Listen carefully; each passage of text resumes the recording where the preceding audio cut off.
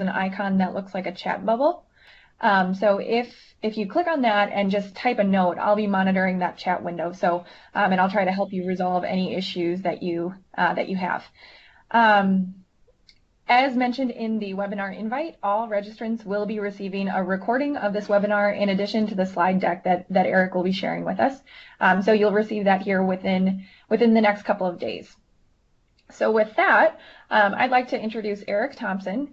Eric Thompson is a senior water resources engineer here at MSA, and he leads our stormwater practice. He and his team have implemented a number of stormwater utilities throughout the Midwest, and so we're excited for him to share this with you. So with that, I'll kick it over to you, Eric. Thank you, Kayla.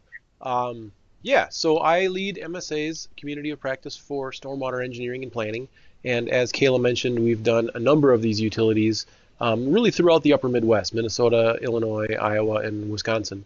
And what I'm going to present to you today is a fairly high-level overview of how a community might evaluate whether or not a utility is the right fit for them and what the critical steps along that path are. I will share some anecdotes, but I'll warn everybody that this presentation has been greatly culled down from a number of these presentations I've given over the years. And this particular presentation was sourced from some work that I and a colleague of mine had done for the Iowa Association of Municipal Utilities. And that presentation we gave was 3 hours long. So you can imagine there's a lot of discussion that can be held on this. I'm going to try to keep today's presentation to maybe 30 to 40 minutes. So just sort of bear in mind that there are a lot of details that a person could go into with this. I'm going to try not to do this tonight or today, but certainly you can feel free to get a hold of me or anyone at MSA, and we can answer any questions in greater detail. And as Kayla mentioned at the introduction here, there is an opportunity for you to type in questions, and we can answer those at the end. So with that, I'm going to jump right into it, if I can.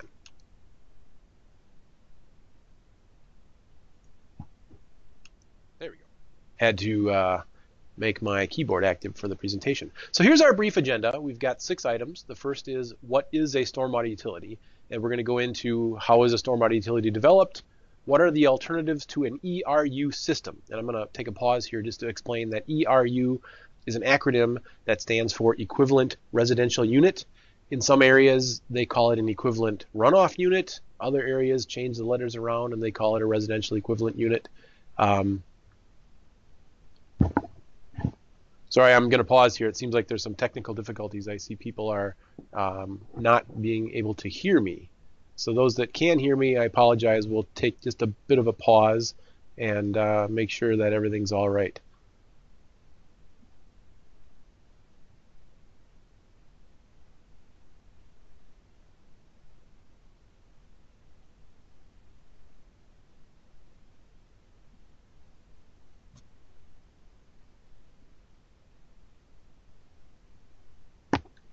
Okay, everything seems to be working on my end. I apologize for those people who have just sent messages saying that they can't hear.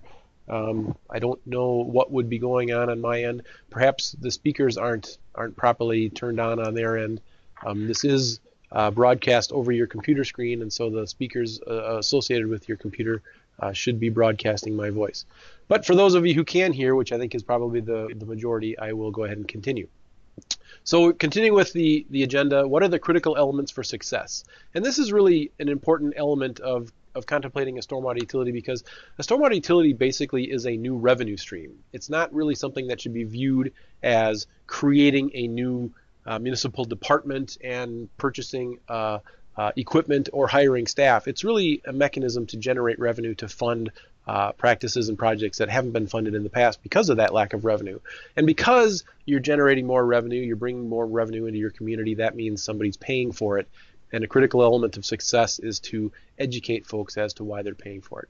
And stormwater utility credits is a very, very substantial portion of having a successful utility. We'll talk about that a little bit. And then finally, we'll close off just a little bit with what other communities are doing. I'm just going to remind everybody that MSA is, located in Wisconsin, Illinois, Minnesota, and Iowa, and we have professionals operating in all of those venues. And any one of those has access to all the information that I'm giving you today. And if you do have questions about what may be happening right in your locality, we can certainly give you information on what other communities are located nearby that have utilities and what they're doing. So with that, I'm going to just jump right into it. What is a stormwater utility? Well, a stormwater utility, just like any other utility, a water utility, a wastewater utility, a garbage utility, fire protection utility, it provides a service to the public which is supported by charging a fee to its customer. The trick, though, is that the service and the fee have to be directly related and proportional to each other. In the case of stormwater management, the service is drainage, flood damage prevention, water quality management, which is a very, very big thing in the new NPDES Phase 2 regulations that so many of the communities are being faced with. That's a National Pollution Discharge Elimination System permit for water quality regulation. And then finally, erosion and sediment control. And the fee for these services is evaluated according to runoff volume. Now, as an aside, I made a similar presentation to a community just down the road from my office, and when I put this slide up, they said, oh my goodness, you're going to put rain gauges out everywhere, and you're going to measure how much rain falls on my site, or you're going to put a flow gauge on the end of my driveway and tell me how much runoff comes from my driveway?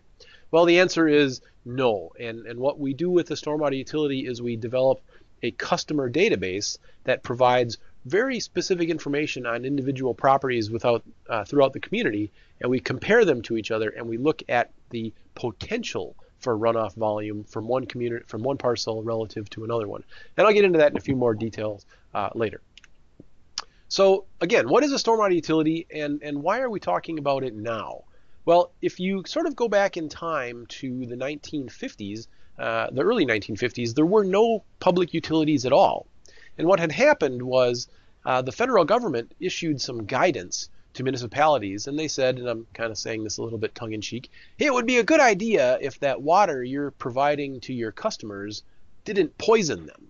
And they had recommendations for measuring the water quality of the drinking water sources and supply systems, and then making changes to the distribution system so that the water quality was, quite honestly, not toxic. That was not a requirement, but it was such a good idea that communities started following those rules. And of course, they found out, boy, this costs a lot of money. And how are we going to pay for this? And of course, somebody that uses a lot of water should bear more responsibility for those costs than someone who uses only a little bit of water. And they came up with the first water utility. And you can imagine everybody's got a water meter on the side of their house. It's really, really easy for everyone to measure exactly precisely how much water you are using and then send you a bill that assesses you exactly proportionally for your costs relative to the water that you've used. Well, we go to the 1970s, and suddenly the Clean Water Act is on the horizon, and all of the wastewater treatment plants are required to have primary and secondary and now tertiary and even now phosphorus reduction type high levels of treatment. And so in the 70s, they came up with some of the first wastewater utilities. And incidentally, in 1974 is when the first stormwater utility came into play. And so these dates that I'm giving are a little bit flexible according to the geography of the United States and what the regulatory requirements are. But in general, in the 50s, the first water utilities came out. In the 70s, the first wastewater utilities. And as we go on into the 80s and into the 90s and 2000s with the solid waste and the stormwater utilities. With the wastewater utility, though, the measurement of your service is not as direct as it is for water utilities. And the reason for that is it's difficult to say exactly how much wastewater any individual customer is putting down their drain unless they're a particularly large customer and they have their own meter.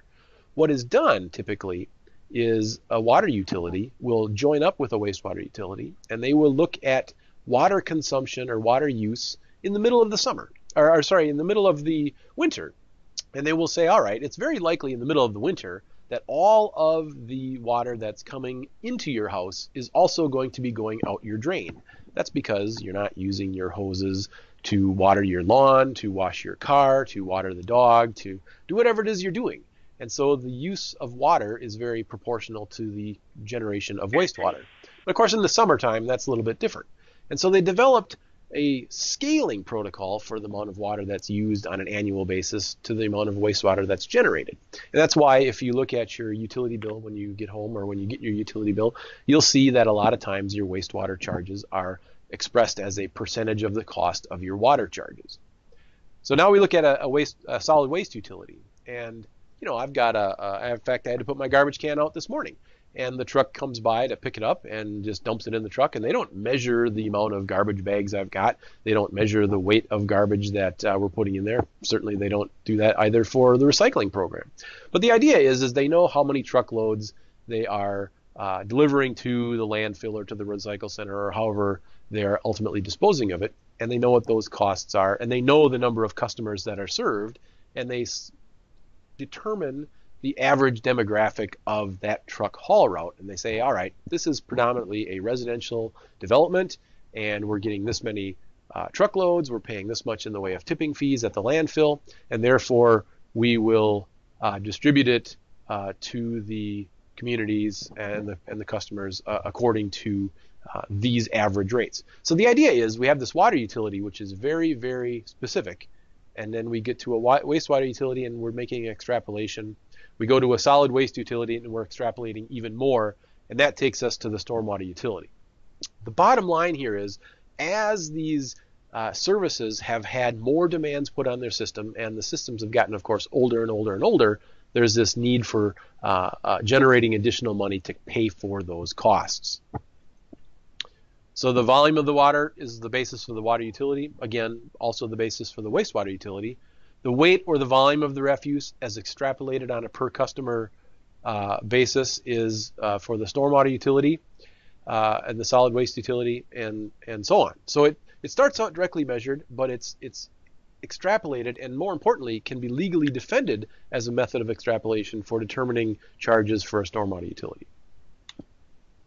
How do we go about doing that? Well, in this case, the case of a stormwater utility, it's been very, very well documented. In fact, you'll see in the lower right-hand corner of the screen, the source is Robert Pitt, who's fairly famous for doing water quality studies in urban landscapes. And he's done some research, as have the EPA and other agencies, that have identified that the impervious area in an urban setting generates the lion's share of the stormwater runoff. Now, certainly when you get a really, really, really large storm, you're going to get runoff from everywhere. But when you think about how a stormwater utility has to operate on an everyday basis, and the everyday storm is simply not that large, you can look at this chart and you can see as rainfall events get smaller, the amount of runoff that comes from streets and driveways and roofs represent by far the largest source of stormwater runoff. And as a result, impervious area is generally used as the meter for determining what your stormwater utility charge is. Most stormwater utilities use this equivalent residential unit system, or the ERU system. And the reason for that is it's necessary to process a lot of data in a community to establish a utility. Imagine every house, every business has its own water meter, and every month the water meter has to be read and processed, and everyone has to be given a bill. Well, in an ERU system, you're able to say, hey, maybe there's some variability in how each residential property is assessed, but relative to the non-residential properties where the parcel sizes are much, much larger and the development of density can vary hugely, residential properties tend to fall into a small grouping with comparatively less scatter. And to manage the cost of operating the stormwater utility, most communities will develop this thing called an equivalent residential unit system, and as is the case on the screen you're looking at, single-family residences are typically charged one equivalent residential unit or a flat fee per living unit. Duplexes and multifamily are often also charged a flat fee. On the slide, I've got 1 ERU per living unit, but oftentimes it's 0.6 for a duplex and maybe 0.5 for a multifamily. Because as you imagine, the density of living units goes up, the amount of impervious area attributable to each living unit goes down, especially when you've got multifamily that are vertically oriented, like you've got a high-rise apartment. You can get a lot of people living under the same footprint of impervious area.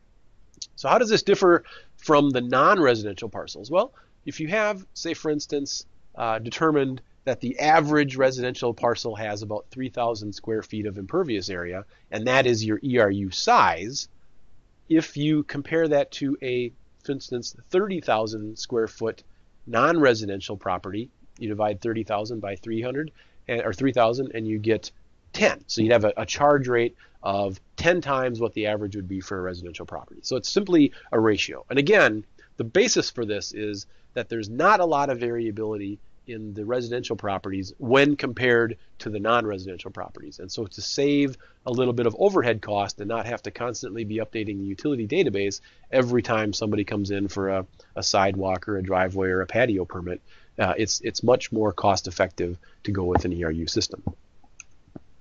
All right, so how is a stormwater utility developed? I've given you kind of some pretty broad brush stuff, and I'm sure that a lot of the terminology is maybe not familiar to you and is difficult to absorb. So let's go through some of the steps here on how a utility is developed, and hopefully we can close some of those gaps. These are the standard steps for how a stormwater utility is developed.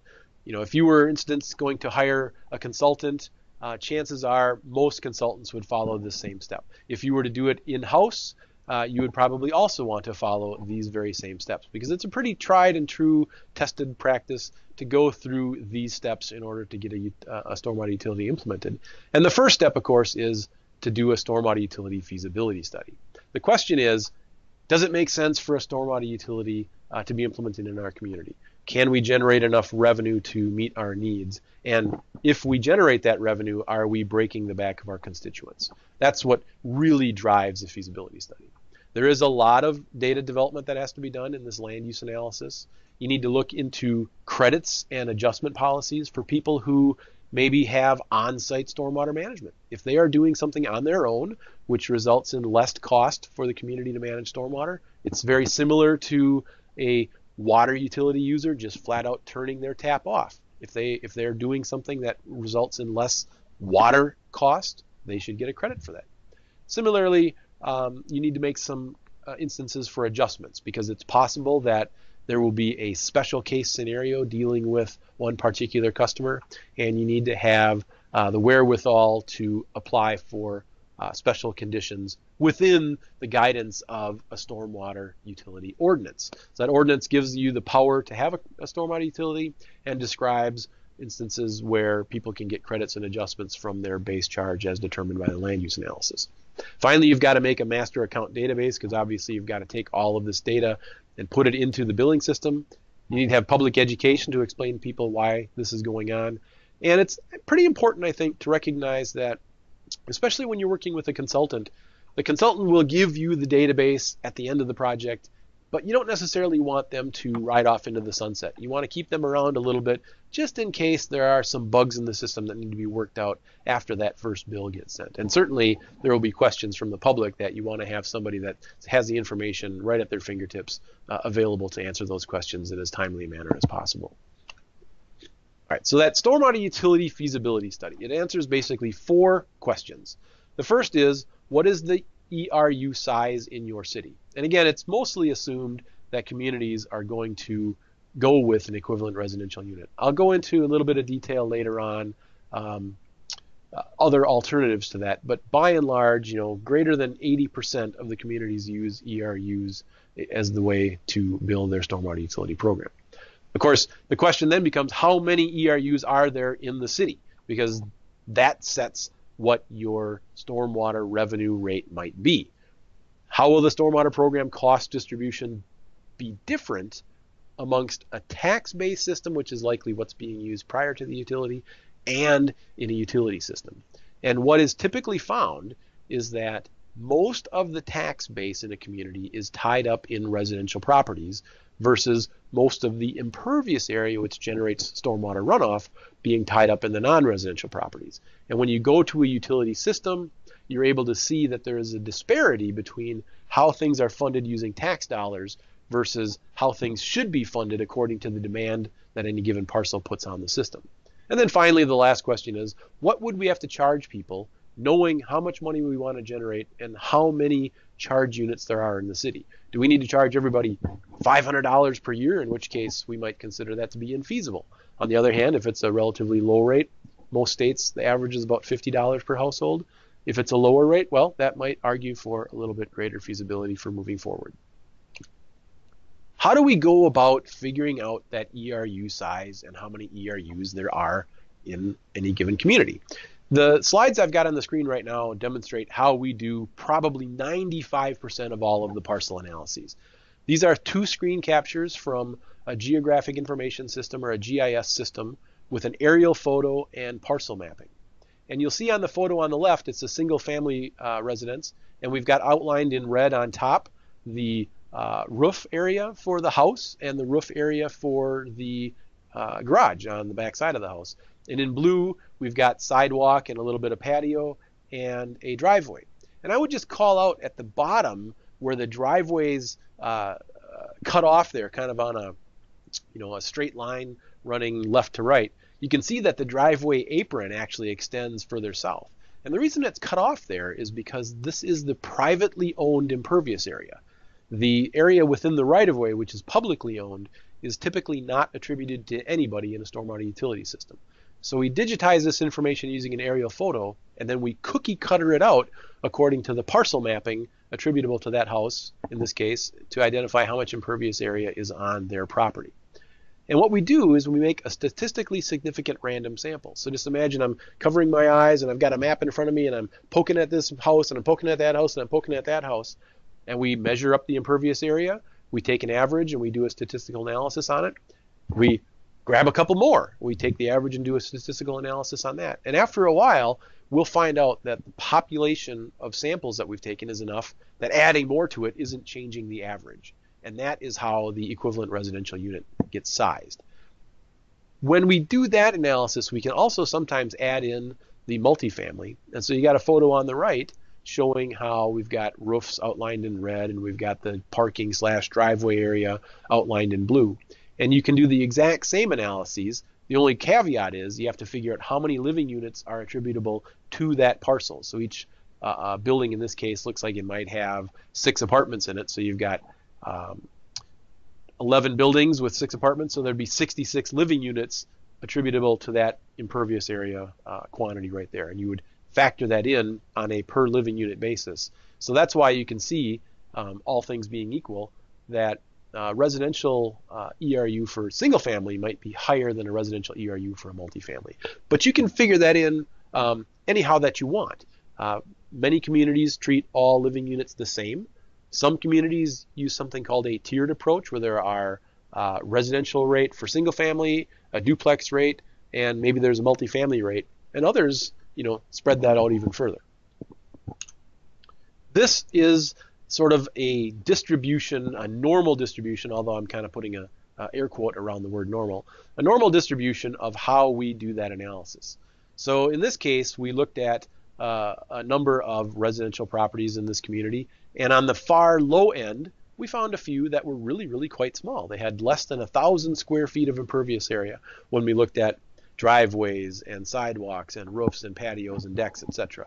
And on the other end, we have some parcels that had greater than 6,000 square feet. And this might be representative of new style urban development, where you've got a rural residential subdivision with a really long driveway and a 3-car garage and larger style architectural footprint. But the average in this case, you can see, falls right between 2,500 and 3,500 square feet per residential unit. And sure, if you are adopting an equivalent residential unit approach, there is some inequity here. If you're on the small side, if you're in one of those parcels that has only 1,000 square feet and you're charged an ERU and the ERU is 3,000 square feet, well, you might be being charged 3 times your impervious area footprint. On the other hand, if you're one of the folks in the really, really large house with a thick 6,000 square foot impervious footprint, well, you might be getting away with something by getting only charged half as much as you might otherwise be. And that is a valid argument. There is some inequity in an equivalent residential unit style approach. But when you think about the variability in the customer size on the residential parcels and the fact that the typical residential customer is charged $50 per year, and you think of this in terms of the overhead to manage a stormwater utility, to treat everybody uniquely and individually will cost a lot of money. And from one end of the spectrum, if we again focus on a $50 average rate, someone that's getting paid or getting charged a third of that might be saving $34, and somebody that's getting charged twice that might be overcharged by $50. There's a lot of cost associated with not very much evening of the playing field. And so most communities say the ERU, while not ideal, represents a very safe median in terms of treating most people as fairly as they can be treated without having to add a lot of overhead. Because of course the more overhead you add, the more cost to the stormwater utility just simply to operate the utility, as opposed to do what you want to with the stormwater utility revenue generated. Okay, so in a stormwater utility feasibility study, we will spend a fair amount of time looking at residential properties, and we only need to look at perhaps 100 of them before we can figure out what the average is. And each parcel might take, 2 minutes, 3 minutes to do the evaluation, so it's a relatively small investment. When it comes to looking at the non-residential parcels, again, we've got a lot of variability in size, a lot of variability in impervious area. It represents a pretty substantial investment for the feasibility study level. And a lot of times what we'll do is we will just say, all right, this portion of the city is industrial land, and industrial land, according to our rule of thumb, is about 72% impervious, and we'll make an estimate of the total amount of impervious area based on total parcel size and land use type. That way, in the course of a short afternoon, we can get an estimate of what all the impervious area is in other parts of the city for purposes of evaluating the large picture feasibility of a stormwater utility. How does that work out? Well, on this chart, which apparently is not populating properly on my screen, it shows how the slices of the pie change when we go from a property tax system to a stormwater utility system. And I'll have to ask your forgiveness, ignore the missing percentages, but the pie slices are still appropriately sized. And what it shows again here is under a property tax system, the residential customers tend to represent the largest fraction of the revenue. For every dollar that comes in, between 65 and 70 cents comes out of residential property taxes, and the remainder comes from non-residential property taxes. It's just simply because there's usually a lot more residential properties, and they tend to be a higher density of cost on a per square foot basis. When you go to a stormwater utility structure, though, and we start looking at where the impervious area is occupied, most of it is in the non-residential side. And of course, because we're dealing with actual land use value and not tax value, we add a slice to our pie, which represents the tax exempt properties. So in this instance, we went from about 70% on the residential side to about 50% on the residential side. And there was a shifting of the costs away from the residential customers and towards the non-residential customers. This is oftentimes the argument that communities use for going forward with the stormwater utility. Aha! Tax system is unfair. We should go to a utility because it's more fair. Well, of course, that's only one half the equation. If someone's charged less, well, someone else has to be charged more. And this is a chart that we developed for a relatively small bedroom community not too far outside Madison, Wisconsin, which kind of compares what happens for a residential property, and I've got another graph coming up here that shows what happens on a non-residential property.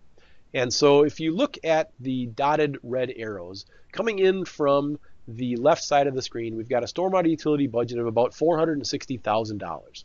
Under the tax-based system, which is the purple line, this particular customer was paying about $115 per year. And when they went to a stormwater utility, their charge got cut back to about $40 a year. So, hey, it shows that those pie charts are right. The residential customers were paying too much, and by going to utility, it makes them, it works to their advantage. Of course, if someone's paying less, and in fact, if a lot of people are paying less, that means a few people are paying more. So here we've got the same chart, but you can see the purple and the blue lines have reversed their order. So under the tax-based system, in this case, this non-residential property was paying about $225 per year, and their bill is going to go up to about $420 per year. So someone pays less, someone has to pay more. And I think it's important for communities when they're thinking about the feasibility of a stormwater utility to look beyond what does the utility mean for the average person, which is to say, what does it mean for the residential customer, and look at what does it mean for the non-residential customer.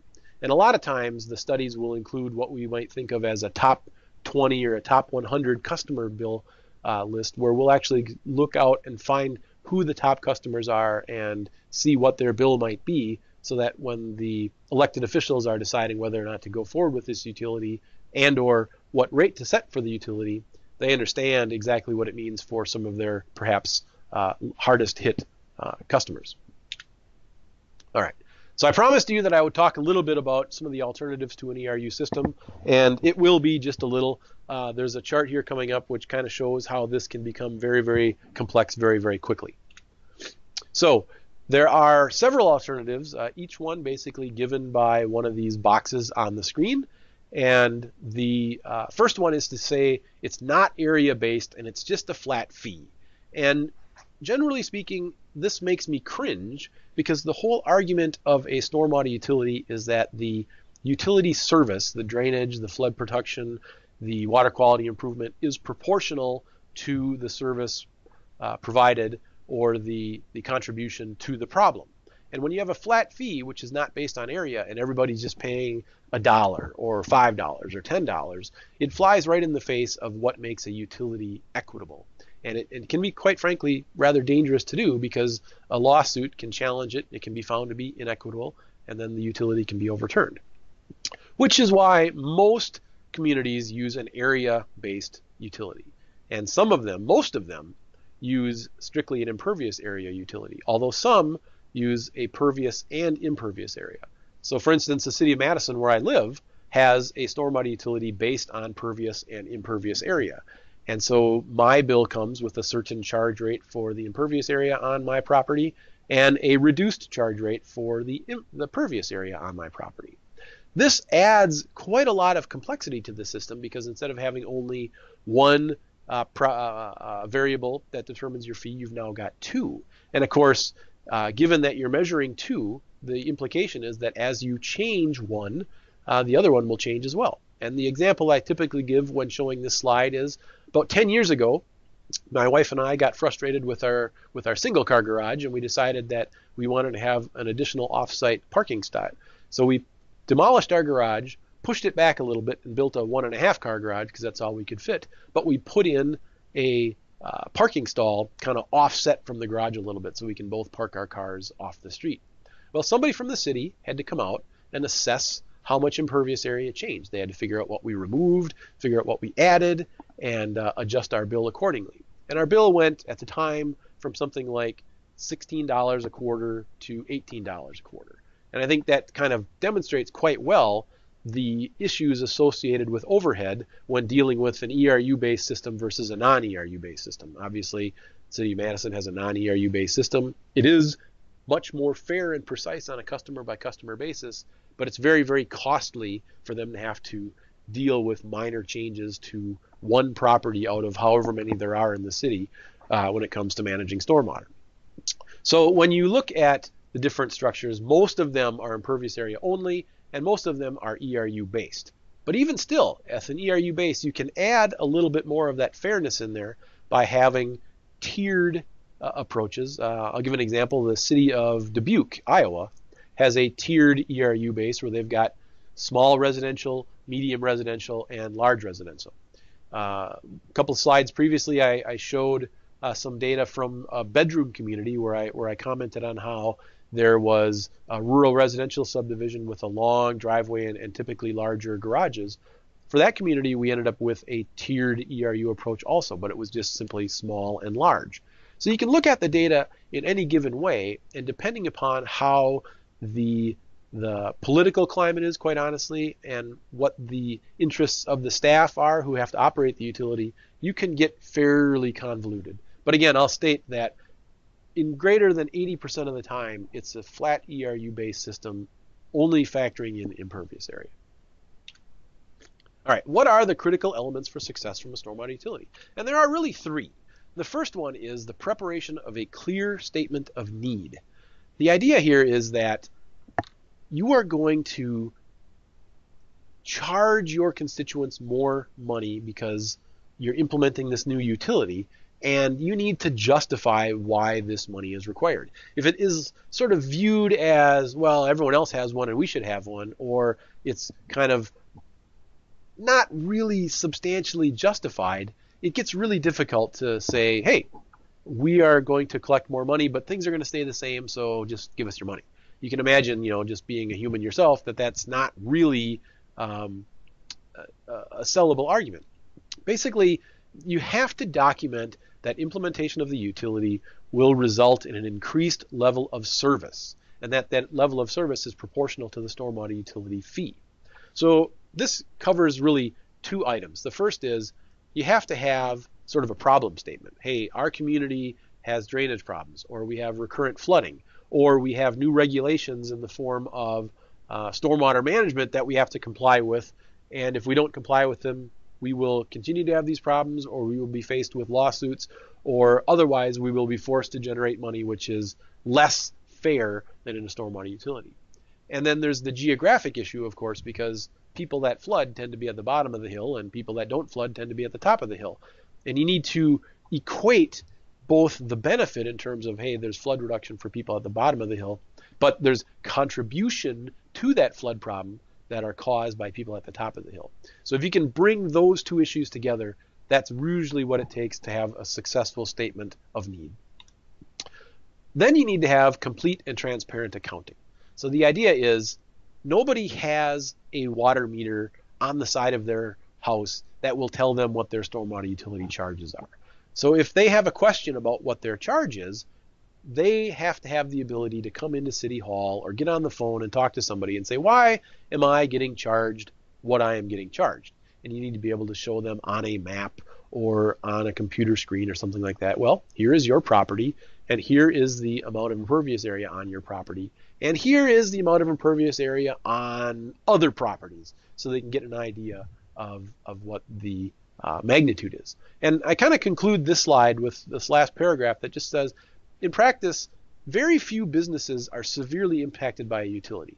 If you do a plot of your top customers and what their bill is on an axis, XY axis, on the far left there'll be a very small population that have very large bills, and as you move to the right and get into the larger and larger populations, very rapidly it drops off to a small value. And in fact, here less than 5% of most utility customers have a bill less than $100 a month. And I would never suggest to anybody that having a low bill is a good argument for having a utility because people won't complain about it. It's really more to say that when people realize that their small charge adds up to a large fund which can do things, they have a sense of, all right, I understand why this money is being collected. And on the human nature side of things, I understand that I'm not being hit as hard as other people are being hit. And they have an understanding of the whole picture, which allows them to get this better understanding of what the utility is all about. And then finally, you have to have this sense of control for customers. And this is the idea of offering them a utility credit. So if they're going to do something on their property that results in the need for less stormwater management by the community, they can turn their tap off and save themselves some money. I think not only is it important to give them these credits from a psychological and from a customer buy-in perspective, but it also helps maintain the integrity of the overall utility in that you can change the amount of service you are demanding and therefore pay less money for it. And in truth, most stormwater utilities that implement credits end up having an impact to their revenue of less than 5% because most people simply don't come in to apply for credits that they're eligible for. All right, what about these credits? What does that really truly mean? Well, there's a number of ways that we can approach stormwater utility credits. First, of course, is through eligibility. And do we want to have everybody under the sun be eligible for credits? And the example I'm going to give here is a residential property. So say, for instance, a residential property has a bill of $50 per year, and they want to come in for a credit. Well, somebody has to process that credit application. They've got to determine whether the action is worthy of a credit reduction, and then they've got to apply that credit to that property from year to year to year. And if the property owner changes hands and they decide that, for instance, that rain garden that the previous property owner had put in is not something that they're really interested in and they fill it in, well, then someone's got to go and find out whether or not that credit is still eligible. And for the cost savings of perhaps 50%, 60%, 75%, you're looking at $25 to maybe $40 per year. The overhead cost necessary to process that application is generally not justified. And so many communities offer credits, but they will only offer them to the non-residential customers, or more specifically to customers that have certain size of ERUs, certain number of ERUs, certain size of bill, just to sort of make sure that there's an economy of scale that makes it worth everybody's time. Once we get into whether or not you're even eligible for a credit, there's a whole host of things that parcels can do or property owners can implement to achieve those credits. That can be rate and volume control. Are they holding back the water so it doesn't discharge into the city streets or into the storm sewer faster than, say, for instance, before development?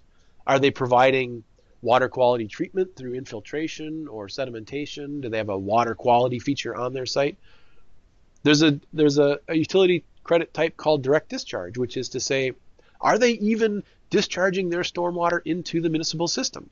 Maybe they live right on a lake or right on a stream, and their runoff goes out their back door, and it goes directly into the lake, and the city doesn't have to manage it. Some communities offer credits for customers that have individual water quality permits, in this case, industrial NPDES permits. And then, of course, you have to have the overarching other category, just depending upon what the local flavor is. And most commonly, the other category is filled with education programs. So I've talked about this NPDES program very briefly. It's National Pollution Discharge Elimination System Permit, and it affects mostly communities that are larger in size, populations 10,000 and greater for phase 2 communities, and population 100,000 and greater for phase 1 communities, and then those smaller communities that are part of the same urbanized area. Well, that NPDES permit requires certain things, not the least of which is public education and information activities, and a school district in particular is uniquely qualified to offer those types of services. So a lot of times communities will offer a partnership with educational institutions and say, hey, if you help us out with some of this education stuff, we will give you a credit on your stormwater utility.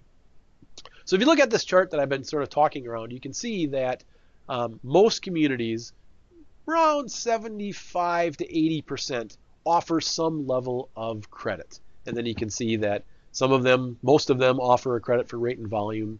Many of them offer a credit for water quality. And then as you get into the other types of credits, they're offered less than half the time, in some cases less than 10% of the time. All right, what are other communities doing? And I promise you this is very near the end of the agenda, and you've been very patient listening to me talk. I'm almost done.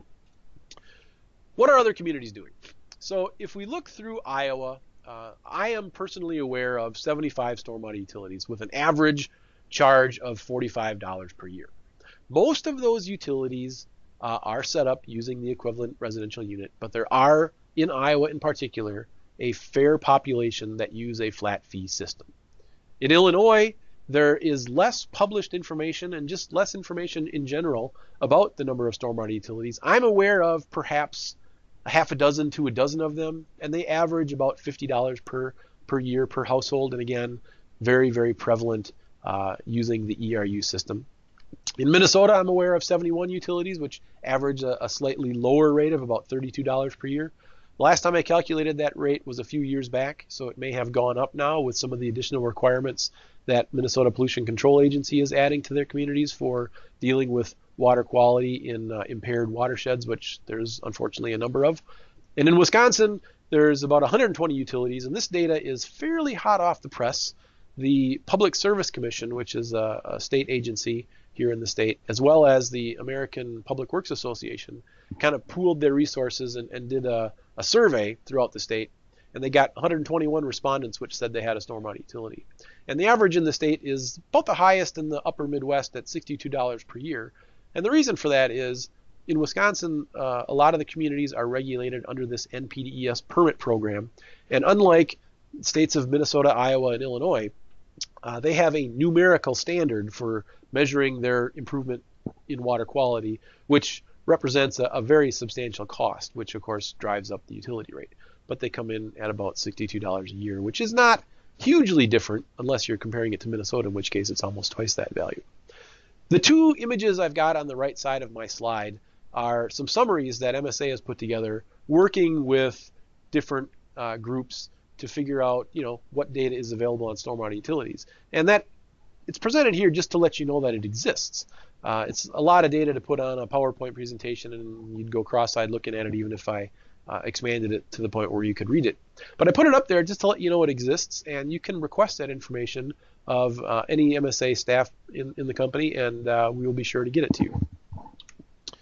All right, so really my last slide, I think there might be one other one. This is kind of the slide that people can kind of take to the bank. So when we do an equivalent residential unit style stormwater utility feasibility study, this slide represents some pretty good rules of thumb in terms of how much revenue can any community generate. So the idea is this is a hypothetical community, a population of 5,000. And when we look at population spread versus the number of parcels and the number of customers, we find, not unsurprisingly, that there's about 2.7 people per household in a community. So if each household is given one equivalent residential unit, 5,000 divided by 2.7 gives us about 1,851 residential ERUs. If you look at non-residential ERUs, and we think in terms of the pie charts, generally the non-residential ERUs are between 30 and 50% of the, 30 and 70% of the total ERUs in a community. And they average out a little bit further on the high end at about 65%. So 35% of the ERUs are residential, about 65% are non-residential. And we do the math and we come up with a total ERU count of just shy of 5,300 for this population of 5,000. And if we just say the state average is about $50 a year, that means this 5,000 person community could look at a potential revenue of just about $265,000 per year. Now again, that's only one side of the equation because this tells us where the revenue might stack up to. It doesn't tell us exactly precisely where it's coming from, nor does it tell us who would be paying what portion of that. But it gives you a sense just going into this of, all right, is this something that's even going to be in the ballpark of things that we need to do?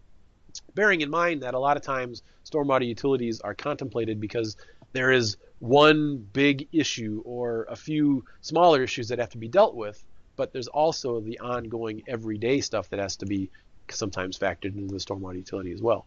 So even if you're generating $265,000 per year, you might be paying a portion of that out to your street sweepers or to your leaf collectors or to the staff that's just on a routine basis operating and improving and managing the stormwater drainage system.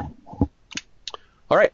I promised you that it was near the end, and we are in fact at the end. And I guess I pulled that off in about 45 minutes. So if there's any questions, I am certainly willing to answer them to my best ability. I see that there's some opportunities for sending some texts and things like that.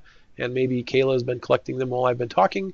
But with that, I will be silent for a little bit and look to answer questions if there are any.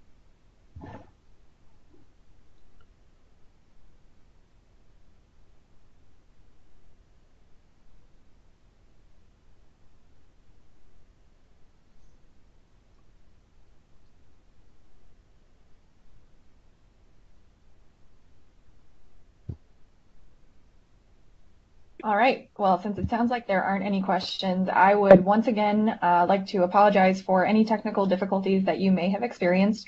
And I just remind you all that we will be sending out the recording of the webinar, which will include both Eric's voice and the slides. It'll just be a video of what he's been presenting here today. So you'll have that, at the latest by the end of the week.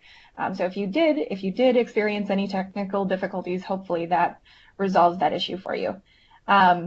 But I'd like to thank all of you guys for joining us today, and we're happy that we were able to provide this information to you.